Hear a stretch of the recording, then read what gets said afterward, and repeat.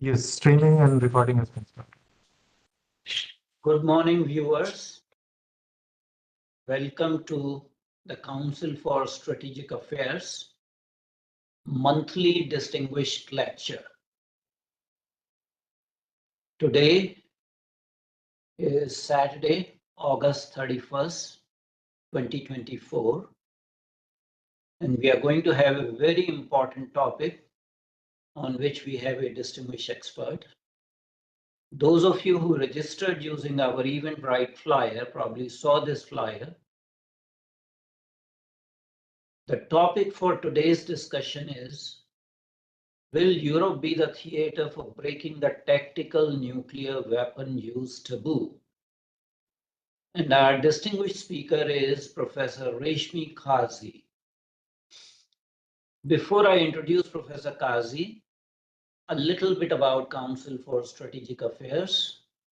Council for Strategic Affairs imparts education in the field of international relations. We foster discussion, dialogue, and debate on geopolitical issues. CSA encourages strategic studies in general to raise the level of awareness. CSA condemns terrorism in all the forms worldwide. The Council aims to contribute towards world peace and prosperity. We do promote people-to-people dialogue and contact, Track 2 and Track 1.5 diplomacy. As we are a non-profit, we expect our viewers and audience to support and donate to CSA. We are a tax-exempt 501c3 organization in the United States. And I put the link there. If you click on that link, you can donate either by PayPal or you can mail a check to the Council. We have a monthly roundtable discussion that usually happens on second Saturday of each month at 10 a.m. EDT. We have a monthly guest lecture by a domain expert, usually on the fourth Saturday of each month at 10 a.m., like we are having today. The Council organizes symposia, meetings, and conferences. We promote publication of articles on geopolitics and related subjects. We have a summer internship program for college students, a fellowship training program in strategic studies. So that is where we are. And of course, you'll be seeing our distinguished guest today, Professor Reshmi Kazi. A little bit about her. She is professor in the Jamia Milia Islamia University in New Delhi, which is a central government supported university. Professor Kazi specializes in nuclear security, nuclear non-proliferation, and nuclear disarmament. Her doctoral thesis was on evolution of India's nuclear doctrine, a study of political, economic, and technological dimensions from the Jawaharlal Nehru University in New Delhi. Professor Kazi has extensively written on nuclear security issues and made several presentations, including a paper on nuclear terrorism and UN Resolution 1540, a South Asian perspective at the UN headquarters in New York. Her publications include monographs on post-nuclear summit process, continuing challenges and emerging prospects. In 2017, Nuclear Terrorism, the New Terror of 21st Century in 2013. She is also an alumni of National Defense University, Near East South Asia Center for Strategic Study in Washington, D.C., and a visiting fellow for the South Asia program at the Stimson Center in Washington, D.C. Her aim is to research and publish on critical areas pertaining to nuclear issues that can contribute to future policy making. And I'm very proud to say that this is not the first time Professor Kazi is appearing on our platform. She has appeared on our platform several times, both as a distinguished lecturer as well as has participated in roundtable discussion. So we are very grateful to her. So as the topic is about Europe, this shows you the Europe's message at this map at this point in time. And this shows you the current war-torn Europe involving Ukraine and Russia. So we are going to be talking about, will Europe be the theater for breaking the nuclear weapons taboo? Let's be very clear and make no mistakes. Europe as a continent has a bloody history of violence and perpetual wars. The most peaceful time in Europe was during the period between the end of World War II and end of the Cold War. Europe's peace was shattered after the end of Cold War. Since mid-19th, Europe has seen myriads of small wars, not just Ukraine and Russia war, but there have been other wars also. Current war situation in Europe has become a protracted quagmire with gradual escalation and crossing the red lines. A very important question before us is, will Europe cross the nuclear Lakshman Rekha, as we say in Hindi, or the red line? So let's review some of the data. Tactical nuclear weapons in Europe. United States has tactical nuclear weapons in 6 NATO bases in 5 European countries. In Italy, in Aviano and Gedi, in Germany, in Buchel, in Turkey, in Belgium, and in Netherlands. This map shows you the location of US tactical nuclear weapons in Europe. They are estimated to be around 100 tactical nuclear weapons, B-61 nuclear bombs that United States has stationed in the Europe. And this map tells you the nuclear weapons overall in Europe. 100 tactical warheads by United States, 225 by UK. France has 290 warheads, and Russia has 4,489 warheads. Russian nuclear tactical weapons, besides being in Russia, have also been stationed in Belarus. And there are escalating statements from multiple sides. So this is becoming a possibility. We need to understand this question in the light of the fact that 2 great wars started from the European continent in 20th century and became world wars. So before I invite Professor Kazi, there are some housekeeping rules. Please mute yourself to avoid noise interference. Please change your cell phone setting to vibration mode. Please do not try to interrupt our esteemed speaker. Only those members of the audience who identify themselves openly will be allowed to ask questions. No anonymous questioner, please. All the questions are to be sent through chat function and will be moderated. Please be precise and specific in asking a question. Please don't send comments in the form of a lecture or a monologue. Finally, we are recording this event and it's being simultaneously live streamed on our YouTube channel. And as I'm told that Professor Kazi will not do a kind of detailed lecture, she would like this to be a more interactive discussion after giving some background. But before I hand over the floor to Professor Kazi, my request, please donate and support the CSA. We are a tax-exempt organization in United States. We have 501c3 status with IRS. Please visit our website, www.councilforstrategicaffairs.org, and click on the donation button and support so that we can bring more of these programs to you. With this introduction, may I have the honor of inviting Professor Kazi to deliver her lecture. Professor Kazi, welcome. Thank you, Dr. Adityanjee. Those were very kind words. And every time you introduce me, there is so much of warmth and kindness in your words and, of course, in your way of expression. At the outset, my sincere thanks to Council of Strategic Affairs for inviting me again and again uh, uh, and to view my to air my views.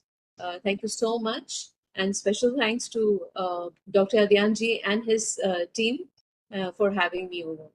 Now, as Dr. Adityanjee made it very clear that I don't have any sort of PowerPoint or structured sort of, uh, presentation out here. I have some points, very complicated issues, but I will flag them off. Please bear with me.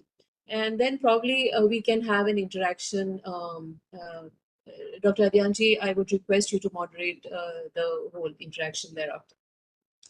So I'll begin with the point that in 1991, during his Nobel Prize acceptance speech, Mikhail Gorbachev said that the risk of global nuclear war has practically disappeared. Even though Russia and the United States, they had at that point of time retained massive nuclear arsenals. But this was such a, it was really reassuring at that point of time. Unfortunately, much later in 2021, despite that reassurance, we see that Russian President Vladimir Putin and U.S. President Joe Biden, carried forward that same sentiment during a Geneva summit and reiterated the Gorbachev-Reagan statement that was made during their summit in Geneva in 1985, that a nuclear war cannot be won and must never be fought. So the same sentiment we see, there was a takeover of that in 2021.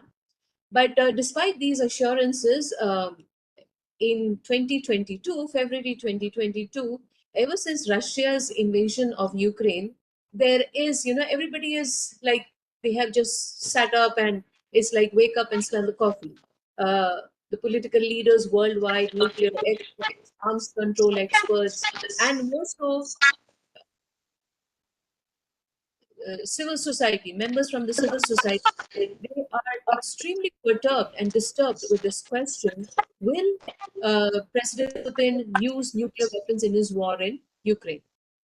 Now, as we understand and as things have rolled out so far, threat is there. It's not zero. Threat is greater than 1%. But I would also say, I will not make any exaggeration out here. It is not non-zero. It is 1%, definitely 1%, but not 10%. And this was something which even the U.S. Undersecretary, former Undersecretary Rose Guatemala and former NATO Deputy Secretary General Rose Guatemala, she had also emphasized the same. Also, renowned Professor Scott Sagan, he also pointed out that Russian use of nuclear weapons is less now. However, we are dealing with a war situation. There are existential issues, threats out here. So unlikely things may happen. It can happen. Then we have the Russian ambassador to the US, and Anatoly Antonov. He also pointed out that we are compelled to warn of emerging risks associated with the intervention of NATO into Russia, the military operations. And hence, they have taken acknowledged of the situation that, which again makes us come to the idea that nuclear threat is there. It is not zero. Former Los Alamos director Sigmund Hecker, he also pointed out that the chances are certainly there, but again, we can sort of we must not exaggerate on that. Certainly, it's not, the threat is not non-zero. Now, unfortunate as it may sound, that there is an increasing attraction, fatal as it is, a fatal attraction of the TNWs, and this seems to suddenly, it has caught the attention.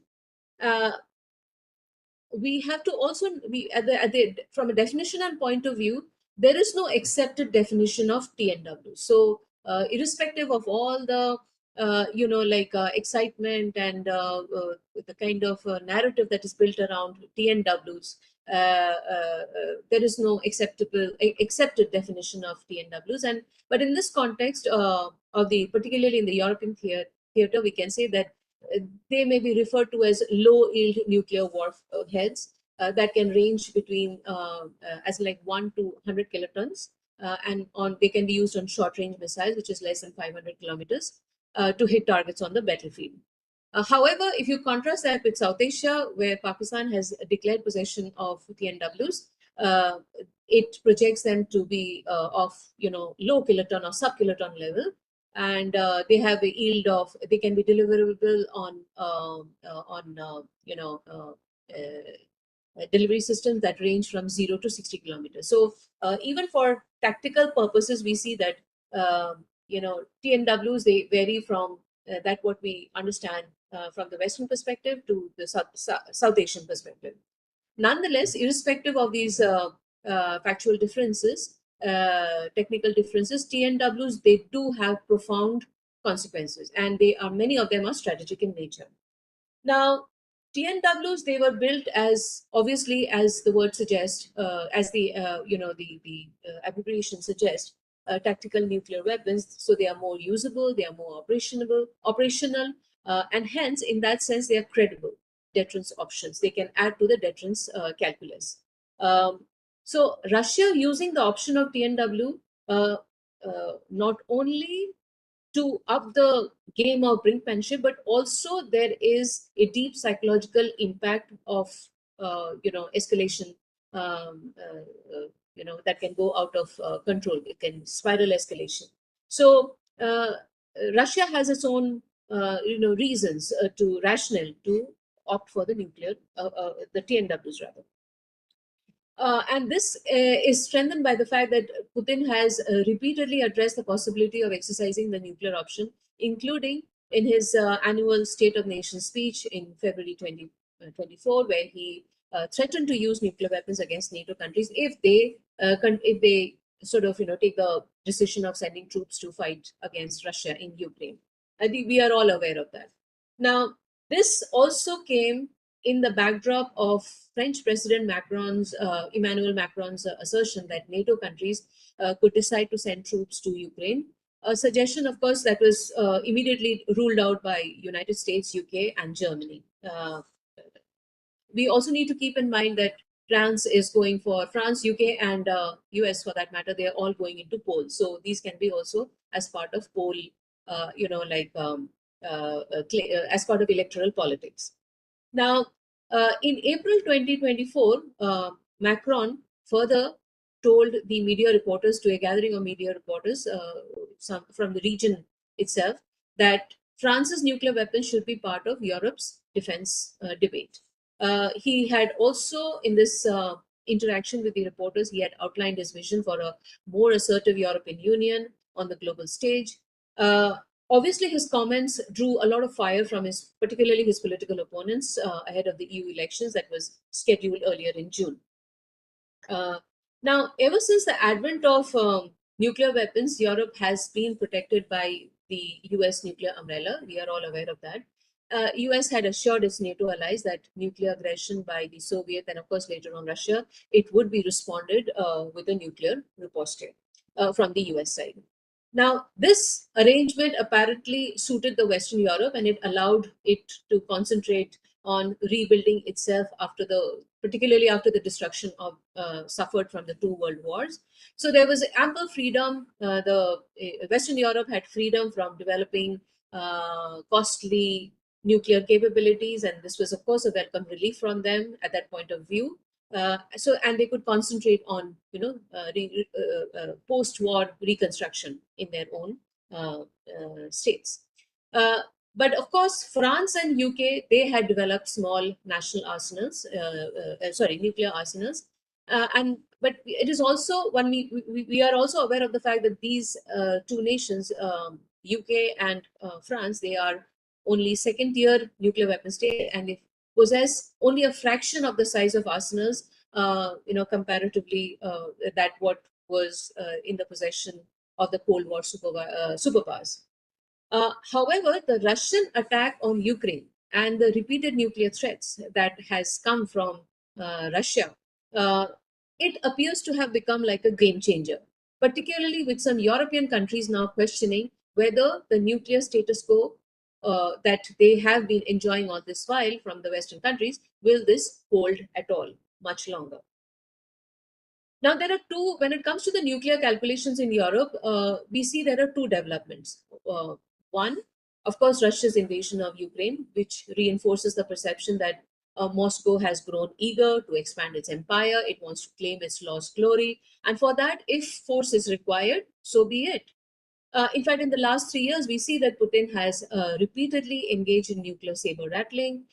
In June 2024, Russia and its allies, Belarus, it launched military activities. There was second stage of drills intended to train their troops in tactical nuclear weapons as part of Moscow's efforts to dissuade the West from providing support to Ukraine. Now, these military exercises definitely has heightened anxiety in Europe. Particularly in those countries bordering Ukraine, or for that matter, Russia, Poland, Latvia, and Lithuania. So now this was in the backdrop, of course, of the French President Emmanuel Macron's assertion that he doesn't exclude deploying troops to Ukraine, and the US and some other NATO allies, they allowed Kyiv to use weapons supplied by them for striking targets on the Russian territory. Another factor that needs to be looked into is the fact that, as I said, US is also going into its elections. The fervor has already started, and we have very strong candidates out there. So when President Donald Trump is one of the candidates, but when President Donald Trump, when he took charge in 2016, he had changed the United States posture towards NATO, taking a far more transactional approach to this alliance, transatlantic alliance, by announcing that the United States would not protect the NATO allies, or the European its allies in Europe from a Russian attack unless they pay for their share for defense spending.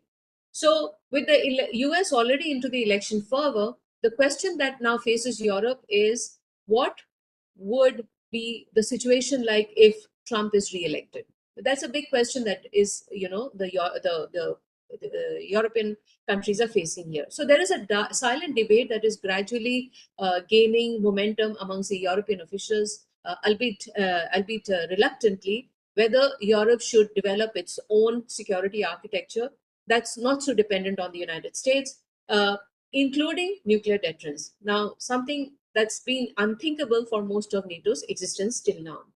But a conversation is gradually opening up because nuclear power is gaining a place. It has regained, in fact, a place in Europe's security, though perhaps less central than what it was during the Cold War days. But it is important that the narrative has changed. So, particularly in the present context that we see, it has changed now.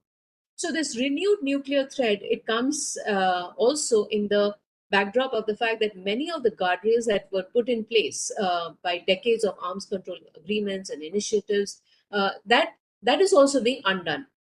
That's another thing which we need to look into. So, and one of the last remaining ones, that's a New START treaty. We are all aware that this has to go for another round of resuscitation, as it happened in last time 2021. So this has to be it expires in 2026, and the future of New START treaty at present, it's completely in a very uncertain position, because Moscow has made it very clear that it does not want to partake the responsibilities in the treaty any further. Also, Putin's recent visit to nuclear-armed North Korea, this has also sort of been seen as a very unstable and uncertain sort of a development, and I'm sure it has raked a lot of sleeping eyes probably in Europe, as well as in other parts of North America.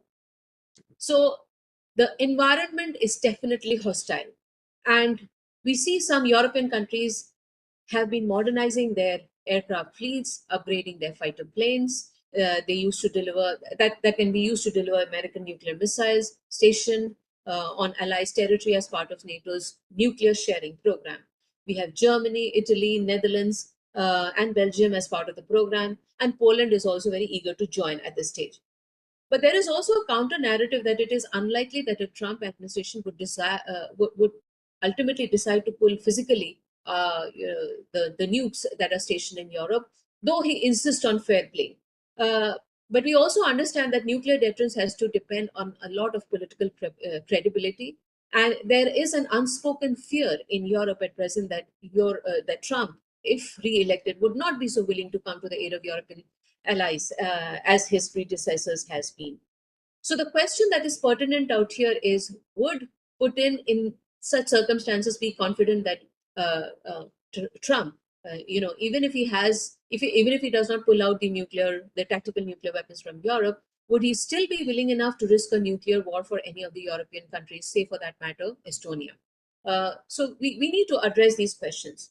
And at the same time, it's also important that uh, we accept the fact that there is a changing nuclear landscape that is that is happening, as in how we are talking, as in when we are talking, it is changing by the day in Europe. So Poland, a country that shares borders with Ukraine, Belarus, and Russia, it shares border with these countries. So for a country like Poland and the other Baltic states, the most immediate concern that arises here is a threat of a conventional and hybrid warfare. Uh, but the conversation around nuclear deterrence, it has been renewed, particularly since the Ukraine crisis has started.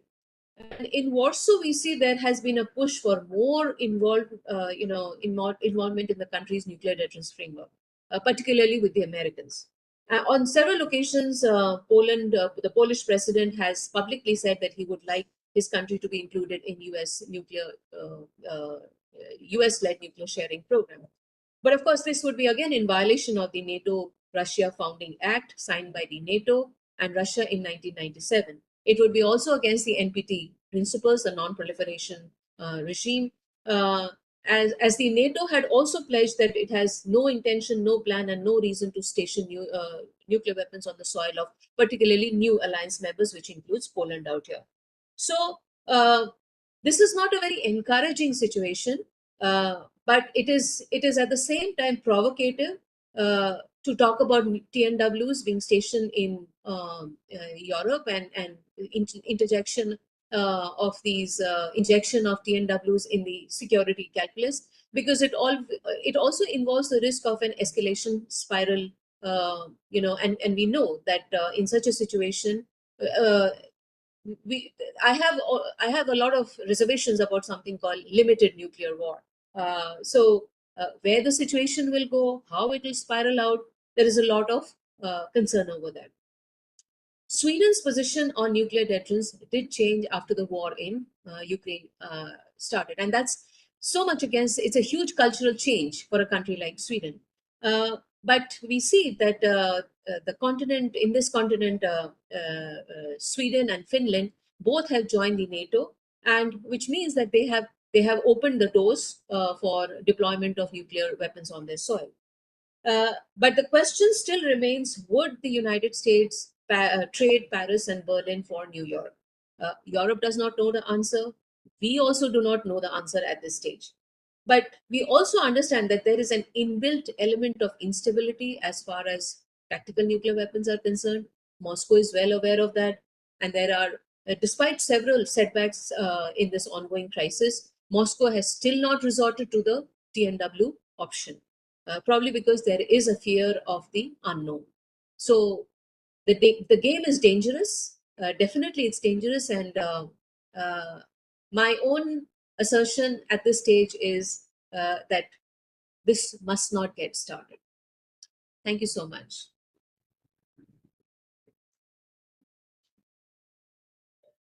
Thank you very much indeed, Professor Kazi, for your lecture. Now we'll go to the question and answer session. The issue is very, very serious, and you very rightly tried to point about domestic political situation in various countries ongoing. This is the year of elections, so in US the elections are yet to happen. And there might be a new administration starting in January of 2025. And I think in any calculations, in any calculus, that needs to be taken into consideration because that changes the dynamics. We are also seeing escalation of the war. For the first time, Ukraine has directly hit at the territory within Russia. So we are seeing gradually the guardrails being dismantled, and we are moving towards a situation when escalation is so much that the threshold for use of TNWs becomes zero. Are we just sleepwalking into some sort of nuclear conflict in Europe?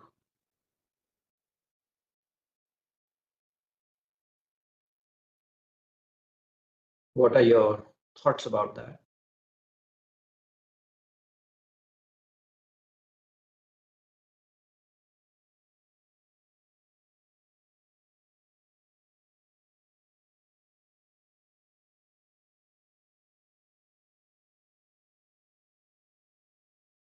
Professor Kazi?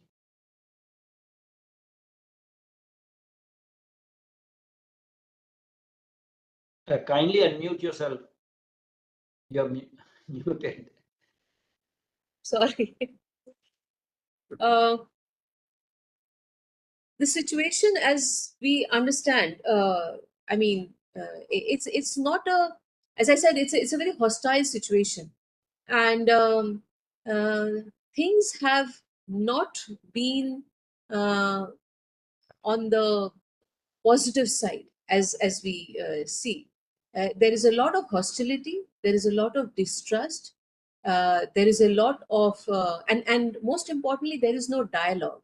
uh, uh, in any case, we are faced with this logjam situation where uh, uh, nuclear weapons have suddenly they have become the currency of power. We have, despite the fact that we have crossed the dangerous years of the Cold Wars, we had something as a close missed call, but gruesome as it was, the Cuban Missile Crisis. But it seems that everybody has seemed to have forgotten all these lessons, and TNWs.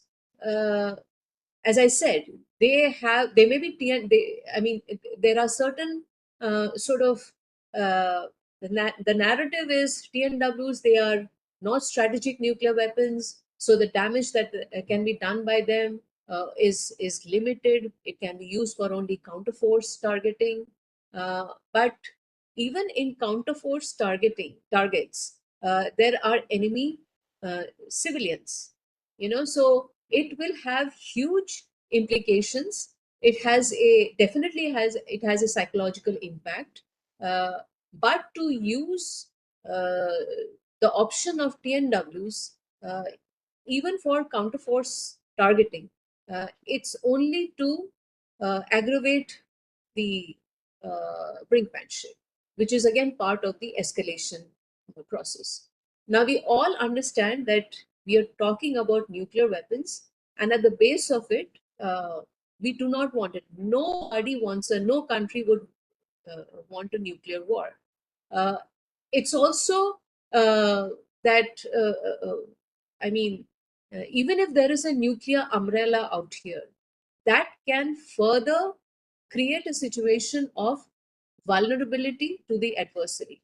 So, creating any sort of vulnerability does not really warrant a situation that the that country A that is making is sort of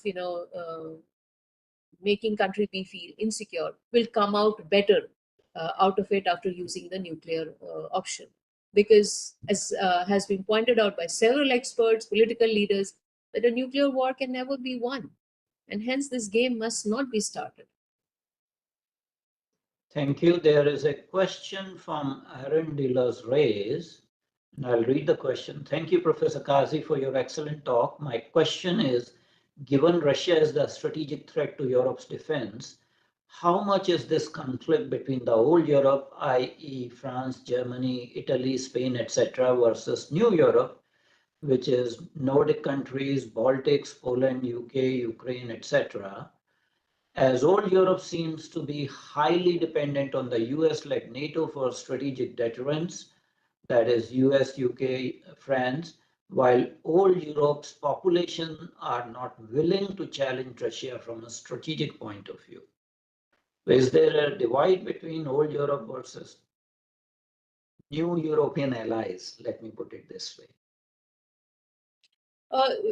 I mean, I agree with you,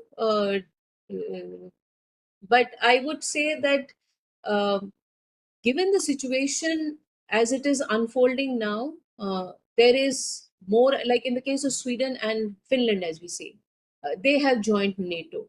So I think the dependency is becoming more pronounced now, because there is a level of, there is a degree of fear that a nuclear weapon state, despite the existence of NPT and its principles, its articles, which states very clearly that a nuclear weapon state will not attack a non-nuclear weapon state, but that has been grossly violated, and it is continuing to be violated. uh, uh, it's more than 2 years that Russia is pounding Ukraine. Even of late, this week also, the week that has gone, there has been attacks leveled both sides. But it's a war of existence now. It's an existential crisis that has happened. But at the same time, we see that the non-proliferation regime, the NPT, has been violated out here. And there is a lot of distrust now. So the dependency on the US is greater, but how much the West is going to uphold and honor this dependency, that's a different matter, depending on how the elections work out. The whoever is coming and taking is taking charge, much will depend on that. But yes, there is a definite fear. There is a lot of concern. There is a lot of fear, and with France is there, definitely. France and UK, they also have their nuclear weapons. President Macron has been talking about France's nuclear capability, and that it should come to the defense of EU. But I don't think at this stage the European countries, the Baltic states, they would want to in any ways, like disturb that equation, as the nuclear equation particularly, that they have with US, to trade for something, for as in like with France or UK for that matter. So the new Europe that we see today has probably woken up to a different reality, and it's a very a sad reality. It's a shocking reality, but they are now extremely worried, and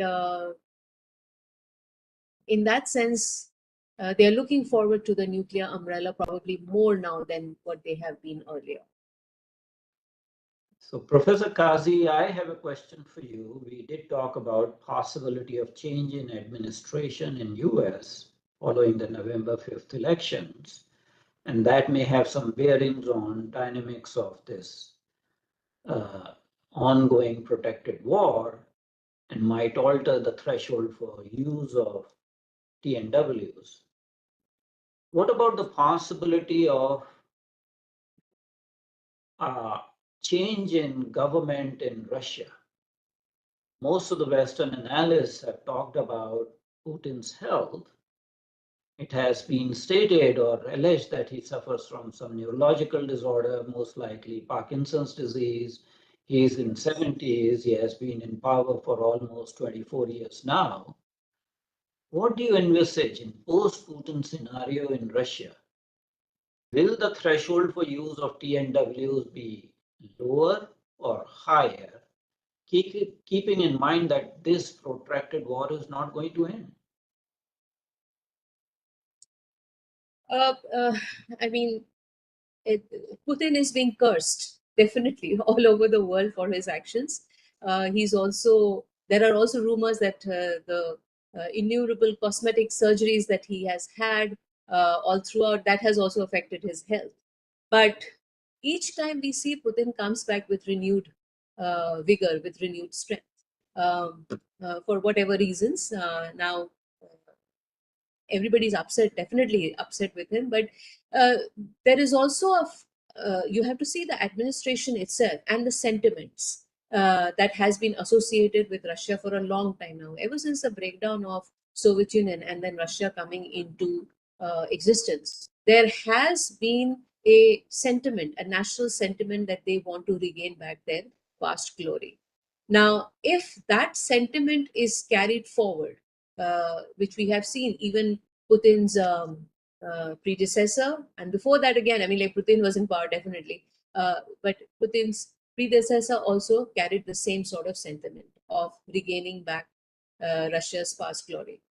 Uh, I, much as we would all like to wish that this kind of uh, sort of warmongering sentiment or revanchist kind of ideas that is posing existential threats to the neighboring countries.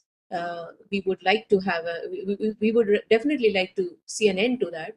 But the Russian sentiments over the period of the past decades, we have seen it has been just the same as what Putin is carrying presently.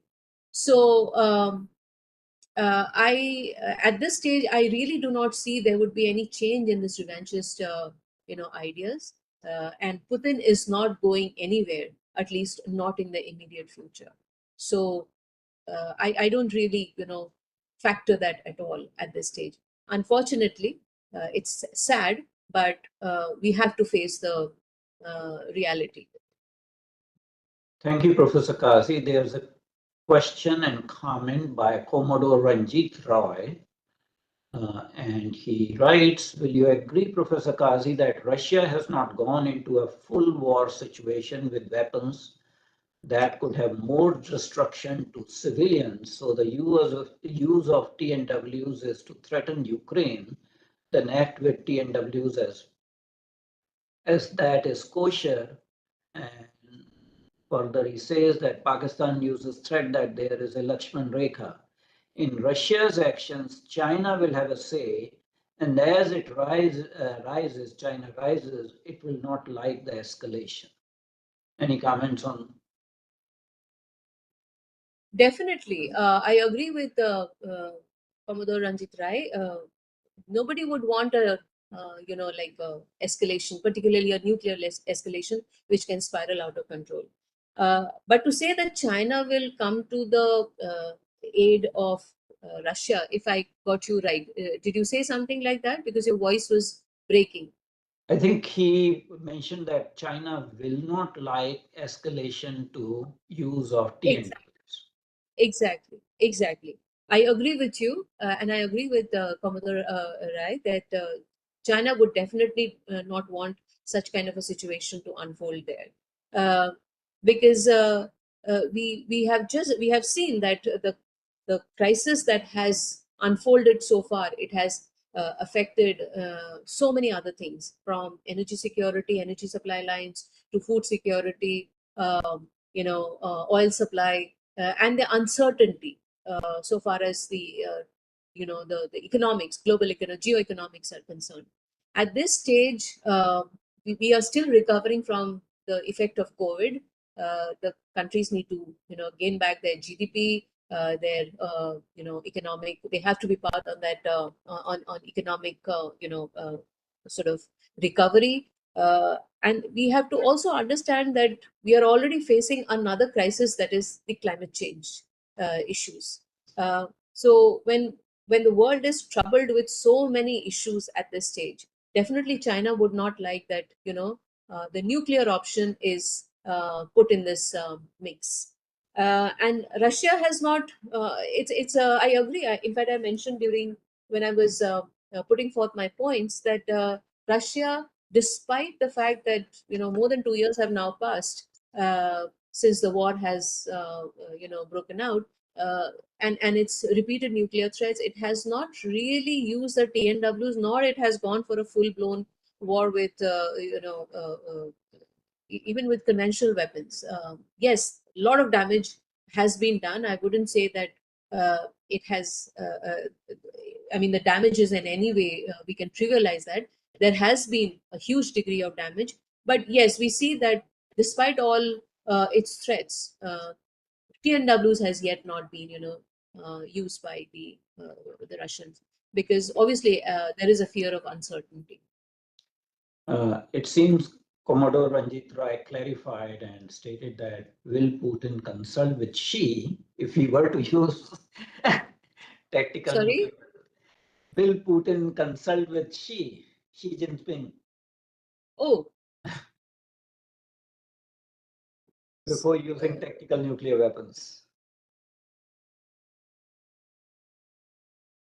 Any comments on that? I didn't get your point. I mean, your voice is a little cracking out there. Commodore Ranjit Rai clarified, and he is suggesting that will Putin consult with Xi Jinping if he were to use tactical nuclear weapons? Well, I think President Putin can answer that better. Uh, I am in no position to answer that question. Okay. There is another comment from Aaron de los Reyes, and I'll paraphrase because it's a longish question. Basically, you have mentioned that the modern the New START treaty is about to expire in 2026, and if we see the background from 2000 onwards, President George W. Bush actually effectively dismantled all the strategic arms agreements by withdrawing, US withdrawing, and then Russia also following suit. The point Aaron is making is that there is hardly an appetite with all the nuclear weapon states, whether NPT5 or non-NPT4s, there's hardly any appetite for modern strategic arms control at this point in time. What does that portend for the world? It portends a lot of difficulties ahead then, uh, because New START treaty happens to be only the last of those, the vestiges of arms control agreements that we have at this stage. Agreed that there is very less appetite arms control. There are a lot of questions whether arms control is alive at all or not, but we need to also keep in mind that the kind of modernization that is taking place, the kind of new nuclear weapons that are coming up, and not only nuclear weapons, the conventional weapons that are now coming into the picture. Some of them, they are. We understand that strategic weapons cannot be used, but conventional weapons, they don't have that limitations. And some of these conventional weapons can be much more dangerous than particularly the TNWs that we are talking about. So in this given situation, if there is lack of appetite, as you pointed out, for arms control, it means that uh, uh, we are left at the mercy of the strategic policies, military policies of countries with huge arsenals, and there is nobody to in any case we don't have a world body where like it can be things can be ironed out, that there can be some stipulations at the global level, some agreement at the global level that yes, this should be the cap off as far as arsenals are concerned. There is no such body to tell anyone. And in the absence of any arms control measures, there will be uncontrolled, arms race. There will be uncontrolled production of weapons, and definitely that will have an impact. It will be, I mean, today we have Russia, with all its revanchist policies. Tomorrow, this can be also in South Asia. We are already having conflicts between India and China. So this kind of chain reaction will be visible throughout the world, which is not something which despite all the fatal attraction, as I pointed out, with weapons, but they will not help us to move towards a stable world.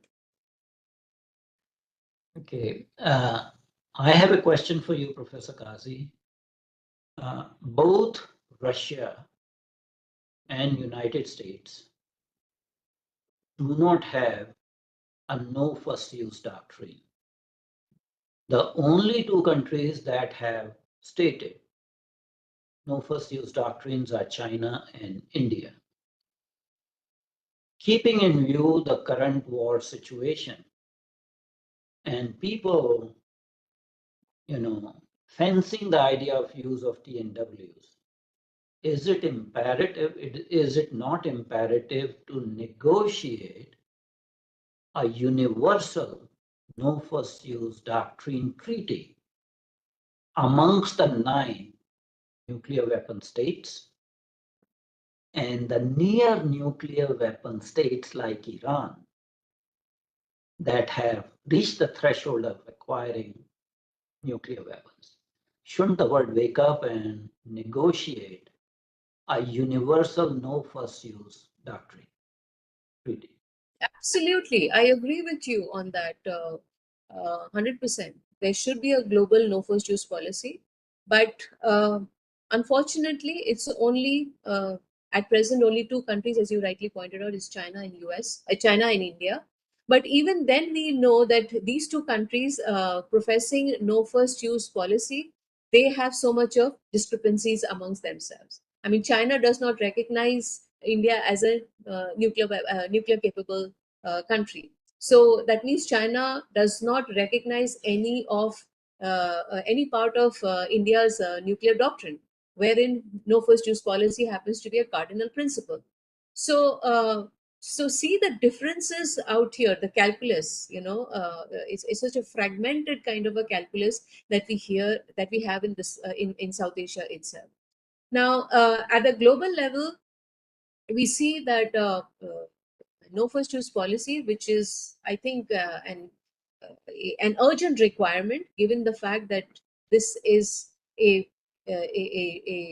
very credible mechanism whereby you can reduce the salience of nuclear weapons. You can reduce the currency of power which nuclear weapons is wielding at present. You can further strengthen the non-proliferation regime, and all these are definitely, they are means towards the goal of nuclear disarmament, which is at this stage it's far away, but these are all means towards the ultimate goal of nuclear disarmament. But unfortunately, given the situation, particularly the strategic situation that we see, lack of trust, lack of dialogue, lack of understanding, and the fear of the uncertain is, and of course the arms race that is going on. It's a These things, these aspects, these are pointers which is sort of are they are just not uh, making this possible, the global NFU policy from coming into being. But this has been talked about several times. The global NFU policy, the suggestion was made at several. This is not something new. This suggestion has been made several times, but it seems that the world is just not taking it seriously. There's a question by Dr. Vijay Nilekani. And the question is, all arms control treaties assume a mutual trust environment. None of the current political leaders of this generation embody such trust, mutual trust. What are your thoughts on this? I agree. Again, there is to have that trust, to build that trust. Trust is not something which can be just, you can get it across the shelf. You cannot go and get it across the counter. Trust is something which has to be built, and it takes a lot of time to build that, because intentions can change overnight. So, given that the the nuclear weapon states and the so-called non-nuclear weapon states, but states nuclear armed possessors, it is high time that they get together. They establish that the basic platform. I mean, in the recent declaration between between the P5 countries that are nuclear, and reiteration of the earlier Gorbachev and Reagan maxim that a nuclear war cannot be won, and hence it must not be fought. But in this joint conference, the recent one that we see, that it was only the P5 countries that they made this declaration, or they reiterated this maxim. Why were the other nuclear armed possessors, the four other nuclear armed possessors, why were they not included in this? I mean, it's important that this entire the dialogue has to be sort of it has to be spread out. It has to reach out to more and more people, so that there is an understanding. You cannot have it compartmentalized, where you say the nuclear weapon states, they will take the lead, and they can establish these mechanisms. I think all nuclear armed possessors, they have to get together, so that no stone is left unturned when it comes to trust building and confidence building, of course. Okay. There's another question by Commodore Ranjit Rai. Do you see Ukraine is looking for a way out, as Kamala Harris would like that before the November elections, as this is on all minds, including the Prime Minister of India, to maintain multi-alignment if relevant? Any comments on that? Yes, why not? I mean, at this stage, Ukraine is looking forward to alignment with not only the US and other Western powers, but also the fact that our Prime Minister Modi, that the recent visit that he made to Ukraine, it speaks volumes that from this part of the world, we take nuclear threats much more seriously. And as I said, nobody wants a nuclear war. Nobody wants a nuclear conflict. The same goes for India as well. As a responsible nuclear power, we also would not want any kind of nuclear catastrophe to break out, in any part of the world, leave alone in Europe for that matter. So Ukraine, I think, definitely appreciates the fact that India has extended this support, and whatever is possible, our administration, the Indian administration, Indian government would definitely undertake to see that this conflict comes to an end at the earliest. So let me create a scenario which might be somewhat troubling. Let's say we reach January of 2025 and US is led by Donald Trump, who has been very transactional in his approach towards NATO and continues to be transactional. And there's a fear in Europe and EU, in case Donald Trump comes back to presidency, that he may not actually protect the Europe from Russian quote unquote aggression, invasion, or assault, or whatever, and may look sideways if Russia were to use TNWs. On the other side, let's say a hypothetical scenario that February 2025 or March 2025, while there's no negotiated settlement to this war with Ukraine, there's a regime change in Russia. And Putin, either by act of God or by some other machinations, is replaced by Medvedev, the former president and deputy head of the National Security Council of Russia, who has actually much more hawkish view than Putin himself, and has come out several times and threatened the use of TNWs.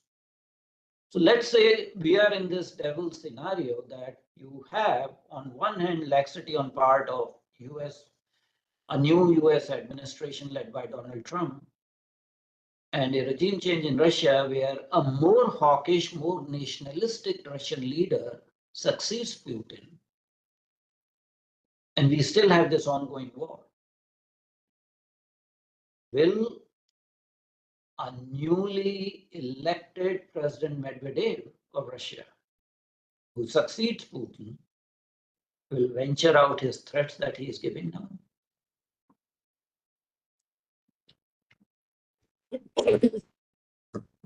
Very difficult scenario.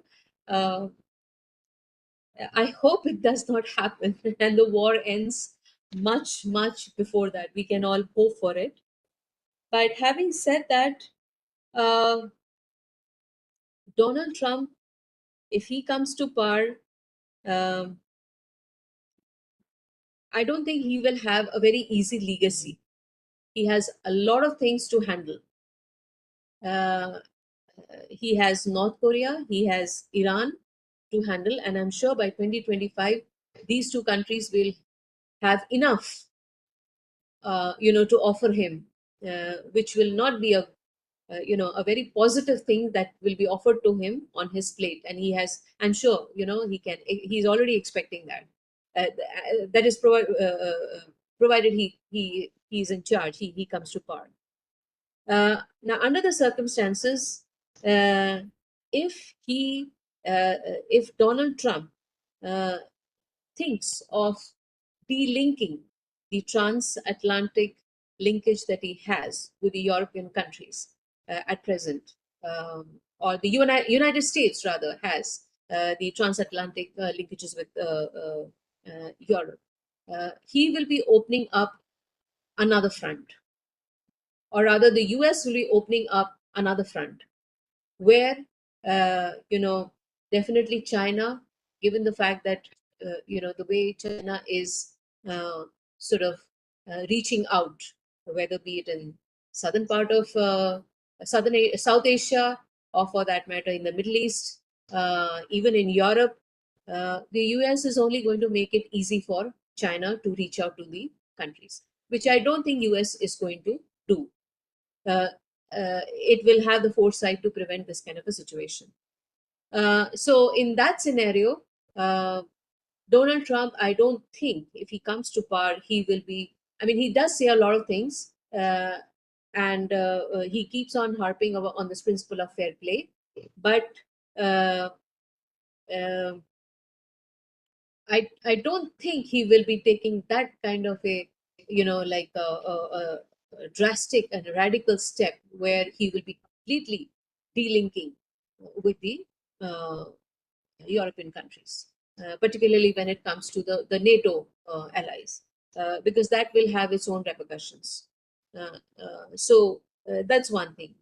As far as Medvedev coming to power, and the second part of the scenario that you etched out, if we have to play by this scenario, then we are in for a lot of catastrophic situations, and how things will be unfolding there, because I think in that situation, Europe, particularly the NATO allies, many of the NATO allies, they will be left with no other option but to then consider whether they want to go for a France-based deterrence, France-based nuclear umbrella, or for that matter, UK-based nuclear umbrella, because the options will be very limited.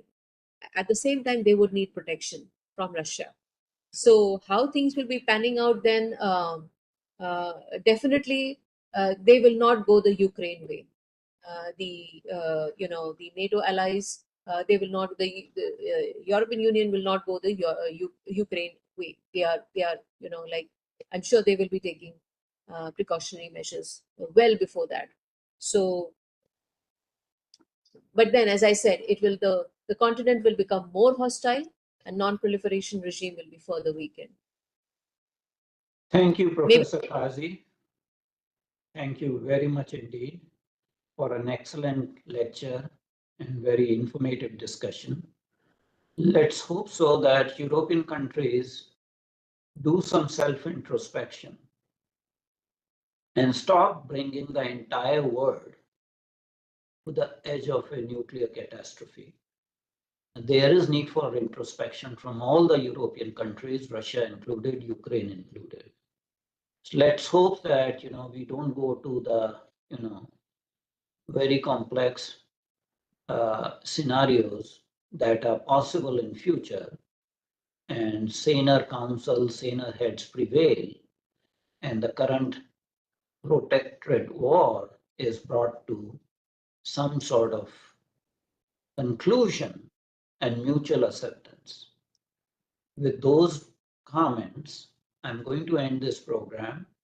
My heartfelt thanks to Professor Kazi for enlightening us. My thanks to all the audience members on a Saturday morning or evening, depending upon where they are, took time off. And my thanks to Team CSA, Mr. Rapudaman Pachori, Mr. Rajiv Verma, Mr. Ankush Vandari, who helped me in bringing these programs. Our next program is going to be a roundtable discussion on Saturday, September 7th. And the topic for that roundtable discussion is cognitive and information warfares. Because in modern scenario, they are seen to be getting primacy at this point in time. So thank you very much indeed, everyone, including Professor Kazi. Thanks a lot. so much. Thank you for having me here.